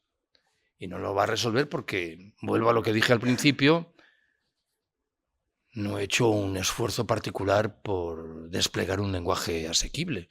creo que cualquier persona culta lo entiende sin problemas, pero a alguien que tiene 15 años yo no le daría este libro, ¿eh?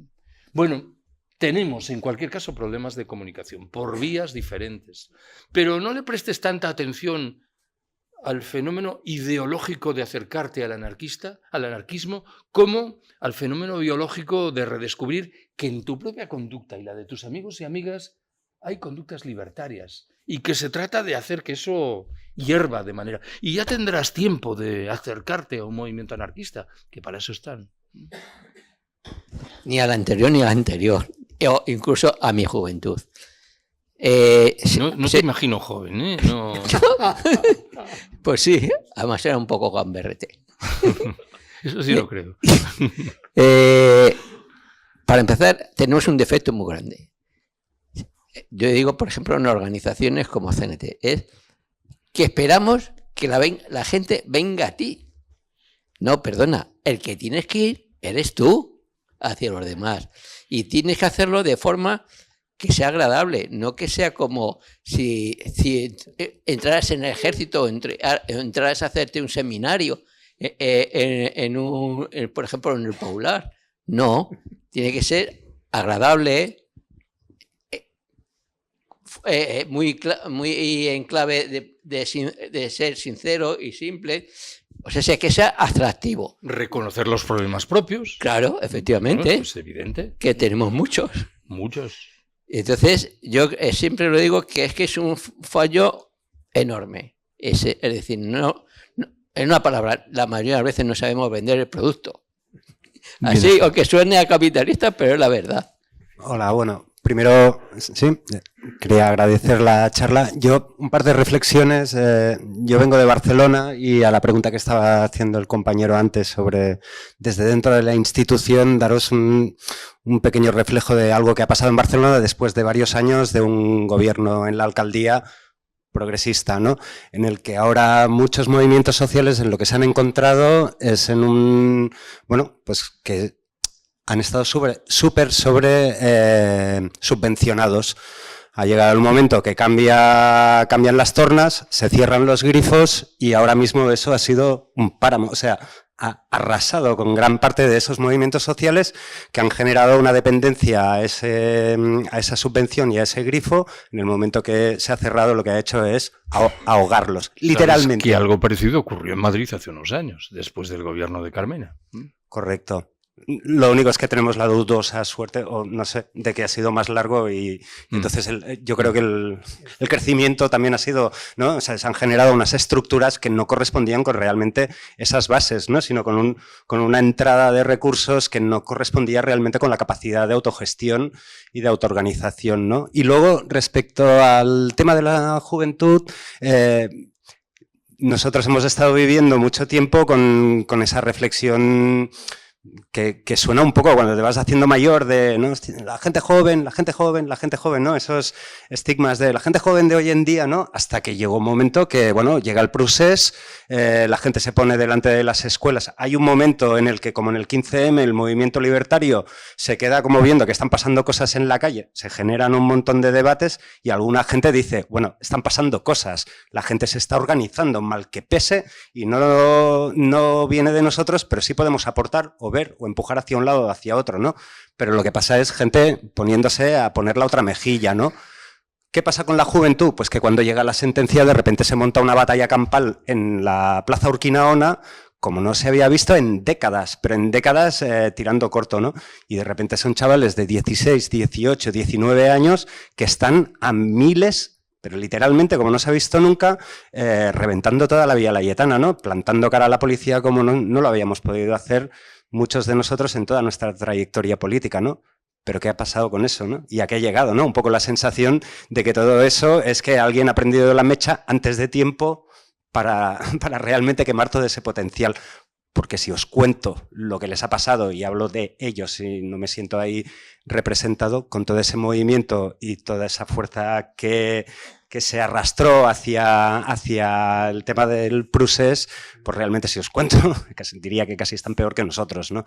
Entonces, no sé, a mí al final, hace poco un compañero en esas redes sociales, compañero anarquista, hacía una reflexión y decía, bueno, está esta mítica frase de que los tiempos viejos, ¿no? ¿Cómo es? El viejo mundo no acaba de morir, el nuevo no acaba de nacer y en medio salen los monstruos, ¿no? Igual tenemos que empezar a asumir que estamos instalados en los monstruos y que de aquí no salimos, ¿no? Que igual al final el fin de la historia sí que es verdad, ¿no? Y que sí que estamos presenciando el fin de la historia, ¿no? Que es que no somos capaces de volver a las tornas de, vamos a hablar de esos valores de izquierda, derecha. No sé si esto tiene forma de pregunta, pero es que me estaba rondando todo el rato.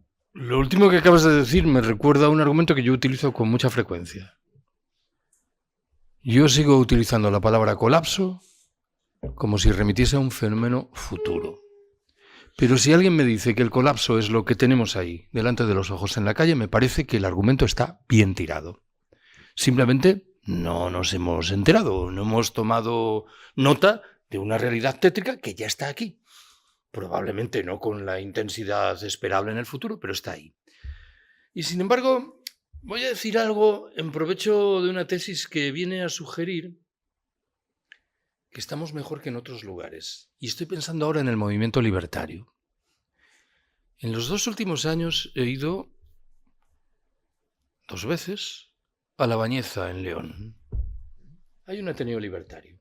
La Bañeza tiene 10.000 habitantes. ¿Todos los pueblos españoles de 10.000 habitantes tienen un Ateneo Libertario? No. Pero aquí no es una sorpresa que en un pueblo de 10.000 habitantes haya un Ateneo Libertario. ¿Quiere esto decir que pese a todo se mantiene una llama que en otros lugares no existe? Una llama con todas las carencias que queramos. ¿Y qué es lo que yo interpreto que hay por detrás? Bueno, permitidme que asuma una comparación con lo que ocurre en Portugal y en Francia. Hace 2 años tuve la oportunidad de dar 4 charlas en el sur de Portugal. En Portugal el movimiento libertario es extremadamente débil. Se reduce a las 2 ciudades grandes, Lisboa y Oporto, más algún núcleo por ahí desperdigado. ¿Por qué? La dictadura militar portuguesa se inició en 1926 y concluyó en 1974, 48 años. La dictadura española se inició en 1939 y remató en 1975, 36 años. Puede parecer que esta diferencia entre 48 y 36 es irrelevante, pero no lo es. La gente que militaba en la CGT portuguesa, el sindicato mayoritario anarcosindicalista, 48 años después estaba fuera de juego. Y en cambio, aquí, estos militantes del Ateneo Libertario de Vallecas, que antes mencioné, que tenían 16, 18, 20 años, estaban activos. Y aquí se decidió reconstruir el sindicalismo libertario, con muchos problemas, con muchas controversias, pero se reconstruyó de tal manera que en todas las capitales de provincia hay 1, 2 o 3 locales de sindicatos libertarios, y esto llega a muchas localidades pequeñas. Podemos darnos con un canto en los dientes. Vienen aquí compañeros franceses, alemanes o italianos y se quedan coscados. Claro, nosotros no les decimos, bueno, esto no es tan bonito como parece. Francia. He ido en los últimos años 2 veces, invitado a hablar para la CNT de Pau. Pau es una localidad en el sur, cercana al País Vasco. Y yo pensé que la CNT de Pau era la Federación Local de Pau de una CNT más general. No, es una de las 4 CNTs francesas. Se le llama CNT de Pau porque surgió en Pau. Y la última vez yo les dije, ¿y cuántos afiliados tiene la CNT de Pau? Y me dijeron, 80. Supongo que las otras 3 CNTs tendrán algunos más, pero supongamos que dan 1.000, 2.000 afiliados. ¿Cuántos afiliados declara ahora la CNT? 10.000, 11.000. La CGT, bueno, admito que lo de la CGT es una discusión distinta, pero hay ahí 110.000 afiliados. Bueno, son cifras respetables. De tal manera que aquí tenemos un cimiento que no lo hay en ningún otro lugar del planeta. Y me estoy refiriendo a organizaciones identitariamente anarquistas o anarcosindicalistas. Si computo movimientos de corte libertario general que creen en la autogestión, aunque no sean necesariamente anarquistas, las cosas pueden ser diferentes. Alguien dirá, en Francia no tendrá fuerza el anarcosindicalismo, pero hay un movimiento que se llama Soulèvement de la Terre, Sublevaciones de la Tierra, que es un movimiento libertario clásico de acción directa con una presencia notable en el país. Bueno, repito lo que dije antes, a mí las etiquetas me preocupan muy poco, me interesan más las realidades de fondo, ¿no?